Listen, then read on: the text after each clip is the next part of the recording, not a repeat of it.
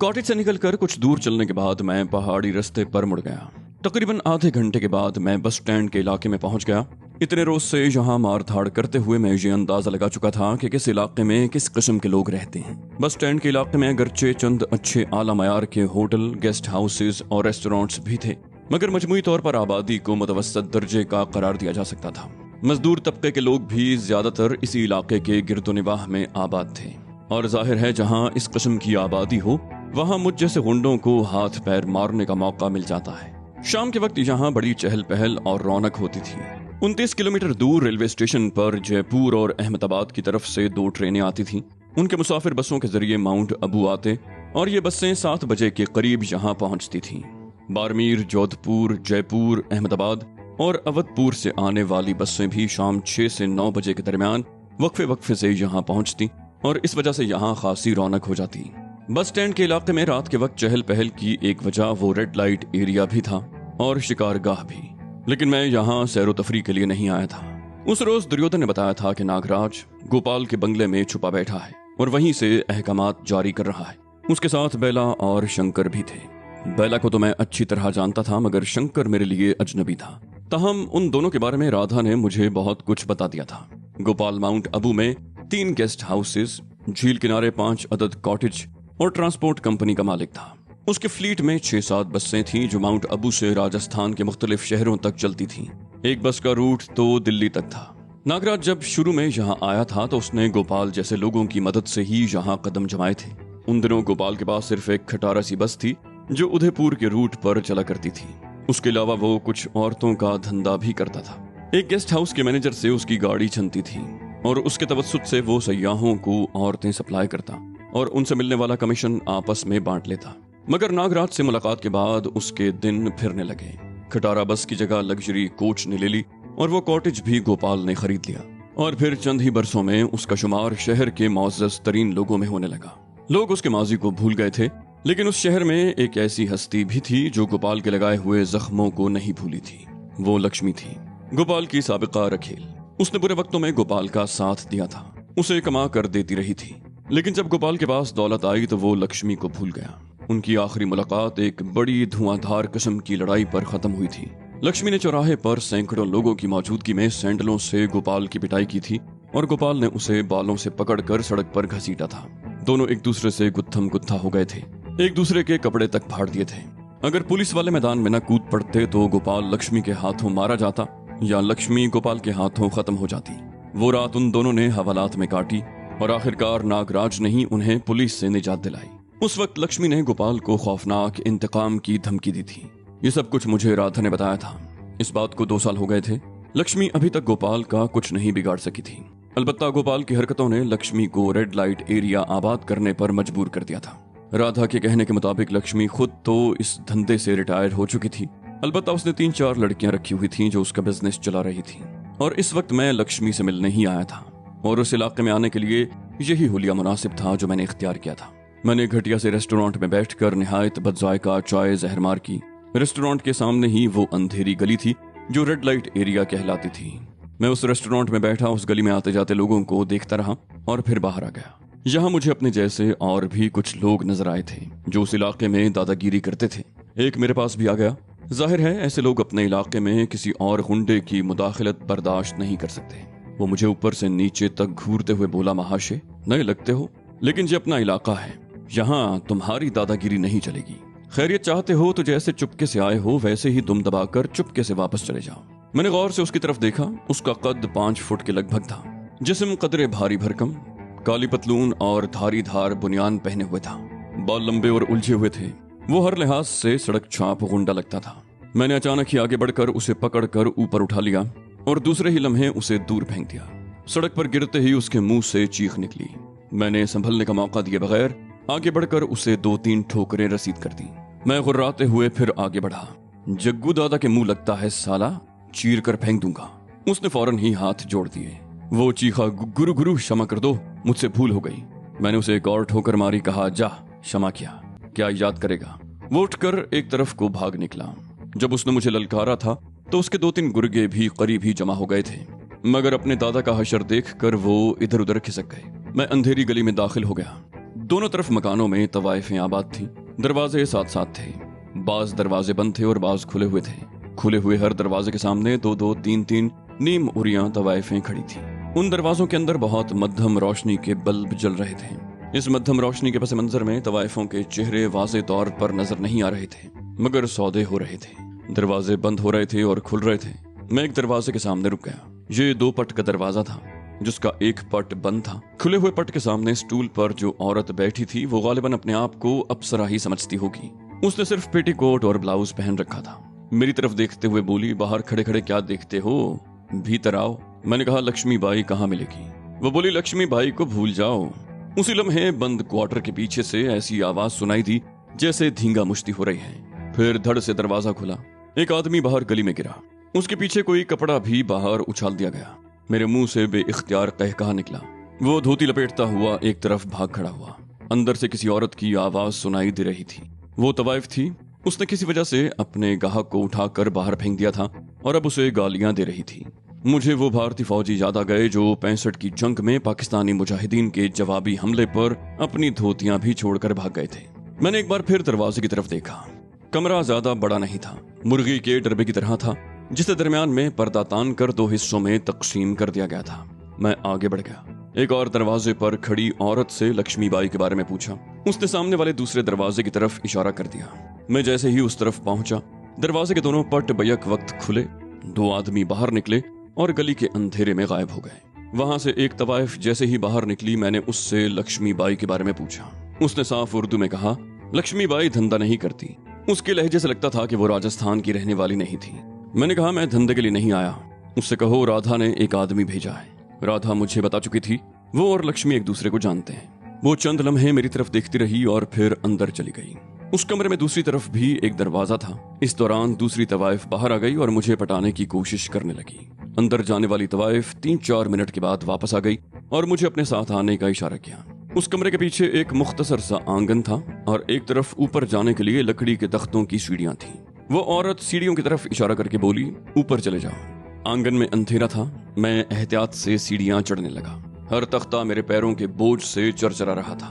सीढ़ियों के इख्तिताम पर 4 मुरब्बा फुट जगह थी और आगे दरवाजा था जो भिड़ा हुआ था, मगर रोशनी बाहर झलक रही थी। मैंने दरवाजे पर हल्की सी दस्तक दी। अंदर से खनकती हुई सी आवाज आई, आ जाओ, दरवाजा खुला है। मैं दरवाजा खोलकर अंदर दाखिल होते ही ठिठक गया। राधा ने बताया था कि लक्ष्मी खुद इस धंधे से रिटायर हो चुकी है। मैंने जहन में एक तस्वीर कायम कर ली थी कि वो बूढ़ी हो चुकी होगी, लेकिन मैं उसे देख कर चौंक गया। उसकी उम्र 35-40 के दरमियान रही होगी और वो इस उम्र में भी काफी हसीन थी। वो कुर्सी पर बैठी सिगरेट पी रही थी। सामने सोफे पर एक अधेड़ उम्र आदमी भी बैठा हुआ था, जबकि लक्ष्मी के होंठों पर खफीफ सी मुस्कुराहट थी। लक्ष्मी सवालिया नजरों से मेरी तरफ देखते हुए बोली, तुम्हें तो किसी मंदिर में होना चाहिए था महाशय, यहाँ क्यों आ गए? बैठो। मैं एक कुर्सी पर बैठ गया। मैंने कहा, मैं तन्हाई में बात करना चाहता हूँ लक्ष्मी जी। उसने चौंक कर मेरी तरफ देखा और फिर साथ वाले कमरे में ले गई। मैंने मुड़कर उस आदमी की तरफ देखा। मेरी मुदाखलत उसे पसंद नहीं आई थी और वो पेचोताब खाकर रह गया था। लक्ष्मी ने सिगरेट का कश लगाते हुए पूछा, कहो क्या बात है? मैंने कहा, मैं गोपाल के बारे में बात करना चाहता हूँ। मेरी आवाज सरगोशी से ज्यादा ऊंची नहीं थी। वो इस तरह चौंक गई जैसे बिजली का करंट लगा हो। भवें तन गई। वो मेरे चेहरे पर नजरें जमाते हुए बोली, तुम्हें यहाँ किसने भेजा है? मेरा मतलब है वो राधा कौन है जिसका नाम लेकर तुमने नीचे से संदेशा भेजा है? मैंने कहा, आश्रम वाली राधा, जो आजकल नागराज, गोपाल और पुलिस को मतलूब है। वो बोली, तो तुम क्या वही हो जो? मैंने उसकी बात काट दी। कहा, तुम ठीक समझ रही हो। मैं इत्मीनान से बात करना चाहता हूँ, मगर तुम्हारा ये मेहमान। वो बोली, वो मेरा पुराना आशिक है। कभी कभी बातें करने के लिए थोड़ी देर को आ जाता है। उससे मुझे मोटी रकम मिल जाती है, इसलिए इनकार नहीं करती। तुम यहाँ बैठो, मैं भी आती हूँ। ये कहते हुए वो कमरे में वापस चली गई। ये बेडरूम था, बहुत शानदार। मैं कुर्सी पर बैठ गया, इधर उधर देखने लगा। तकरीबन 10 मिनट के बाद कमरे का बाहर का दरवाजा बंद होने की आवाज आई और फिर लक्ष्मी दरमियानी दरवाजे का पर्दा हटाकर अंदर आ गई। उसकी आंखों में और चेहरे पर अजीब सनसनी के तासुरात उभर आए थे। वो चंद लम्हे मेरी तरफ देखती रही और फिर मेरे सामने कुर्सी पर बैठ गई।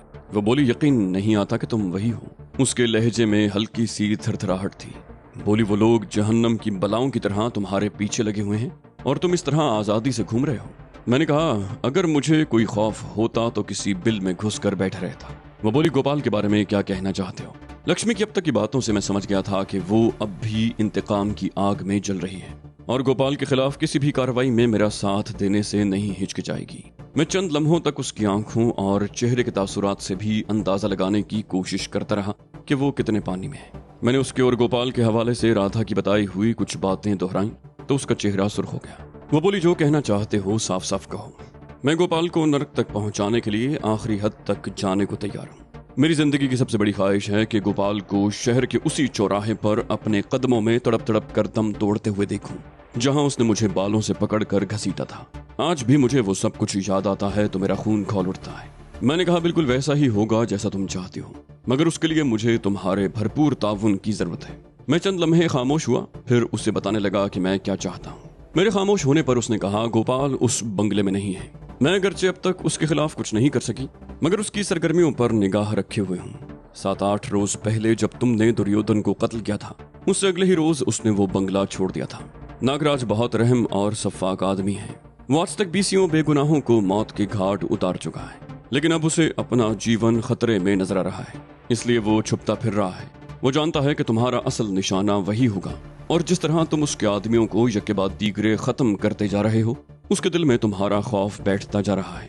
उसे यकीन है कि तुम उस तक जरूर पहुंच जाओगे। एक बार तो वो तुम्हारे हाथ आ भी गया था। तुमने उसकी पिटाई करके उसे घायल कर दिया और उसके सामने रवि पंडित को मार डाला। उस रात तुम नागराज को जिस तरह छोड़ गए थे, उसके करीबी हलकों में ये ख्याल किया जाता है कि तुमने किसी वजह से उसका जीवन दान किया था।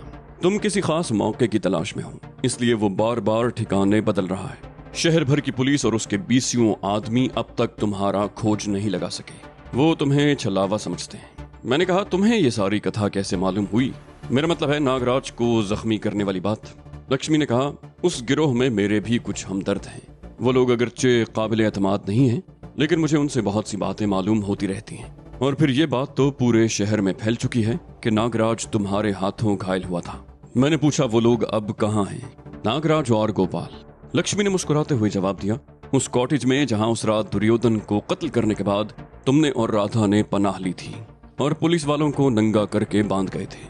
मैं चौंक गया। कहा, ओह, तुम तो बहुत कुछ जानती हो। लक्ष्मी ने कहा, जानकारी रखनी पड़ती है।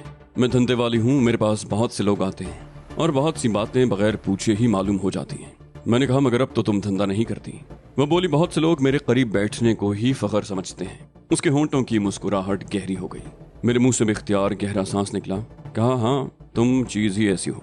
वो बोली, दुर्योधन के आदमी तुम लोगों को झील वाली तफरीगाह के आसपास ढूंढते रहे, क्योंकि वो कार भी तफरीगाह से कुछ फासले पर मिल गई थी जिस पर तुम लोग दुर्योधन को कत्ल करने के बाद फरार हुए थे। फिर शहर में भी तुम्हारी तलाश शुरू हो गई। सुबह झील में एक मल्लाह की लाश मिली और दूसरे किनारे पर एक कश्ती भी मिल गई, तो उस तरफ भी तुम्हारी तलाश शुरू कर दी गई। और 10 बजे के करीब वो लोग उस कॉटेज तक पहुंच गए जहां दोनों पुलिस वाले बंधे पड़े थे। उन पुलिस वालों ने ही ये इंकशाफ किया था कि तुम दोनों ने रात उस कॉटेज में गुजारी थी, और पकड़े जाने के बाद उन्हें धोखे से बांध कर फरार हो गए। वो चंद लम्हों को खामोश हुई, फिर बात जारी रखते हुए कहने लगी, नागराज को शुबा था कि तुम 1-2 दिन में गोपाल के बंगले तक भी पहुंच जाओगे। उसने भी तुम्हारी ही चाल पर अमल किया, यानी उस कॉटेज का इंतखाब किया जिस पर तुम्हें शुबा नहीं हो सकता। कॉटेज में उनकी मुंतकली बड़ी राजदारी से अमल में आई थी। मैंने सवालिया निगाहों से उसकी तरफ देखा। कहा, लेकिन तुम्हें कैसे पता चल गया? लक्ष्मी ने कहा, उससे अगले ही रोज गोपाल का एक आदमी मथ्या की एक लौंडिया को ले गया था। नागराज में जहर भरा हुआ है और जब तक ये जहर उसके खून से नहीं निकलता उसे चैन नहीं पड़ता। मैंने पूछा, मथ्या कौन है? लक्ष्मी ने कहा, एक प्राइवेट सप्लायर है, बड़े बड़े लोगों को लौंडियां सप्लाई करता है। उसके पास एक से एक हसीन लौंडिया है, लेकिन मुझ पर मरता है। उसे अगरचे गोपाल की तरफ से ये चेतावनी दी गई थी कि अगर उसने किसी को ये बताया कि उस रात लौंडिया कहाँ गई थी तो उसे मौत के घाट उतार दिया जाएगा। लेकिन मथ्या मुझसे कोई बात नहीं छुपाता। मेरे घुटने से लगकर बैठता है तो उसकी जबान फरफर चलने लगती है। मैंने पूछा, और ये शंकर कौन है? लक्ष्मी ने कहा, इस शहर का सबसे बड़ा बदमाश है। वो भी नागराज की ही तरह बेरहम और बेहद सफाक आदमी है, बल्कि दरिंदा है। आदमी को टांगों से पकड़कर चीर देता है। शहर के सारे बदमाश उसके नाम से ही थर थर कांपते हैं। नागराज ने उसे खास तौर पर अपने करीब रखा हुआ है। नागराज, गोपाल, बेला और शंकर। मैंने ये नाम दोहराए। फिर कहा, और कितने आदमी हैं उस कॉटेज में? लक्ष्मी ने कहा, 1-2 और होंगे, ज्यादा नहीं। नागराज ये भी समझता है कि ज्यादा भीड़ भाड़ उसका राज फाश कर सकती है, इसलिए उसने अपने करीब सिर्फ 2-4 ऐसे आदमी रखे हैं जो जरूरत के वक्त अपनी जान लड़ा दें। मैंने कहा, मैं सही तादाद मालूम करना चाहता हूँ। लक्ष्मी ने कहा, कल मालूम करके बता सकूंगी, लेकिन कैसे बताऊंगी? तुम्हारा इस तरह आजादी से फिरना भी खतरे से खाली नहीं। मैंने कहा, कल शाम 8 बजे मैं तुम्हें इसी गेटअप में प्रेम निवास रेस्टोरेंट में मिलूंगा। मैंने उसे रत्ना वाले रेस्टोरेंट का पता दे दिया। मैंने कहा, मेरे ख्याल में उस कॉटेज में टेलीफोन तो नहीं है? लक्ष्मी ने कहा, गोपाल के पास सेल फोन है, मैं उसका नंबर मालूम कर लूंगी। मैंने कहा, ठीक है, अब मैं चलता हूँ। ये कहते हुए मैं उठ खड़ा हुआ।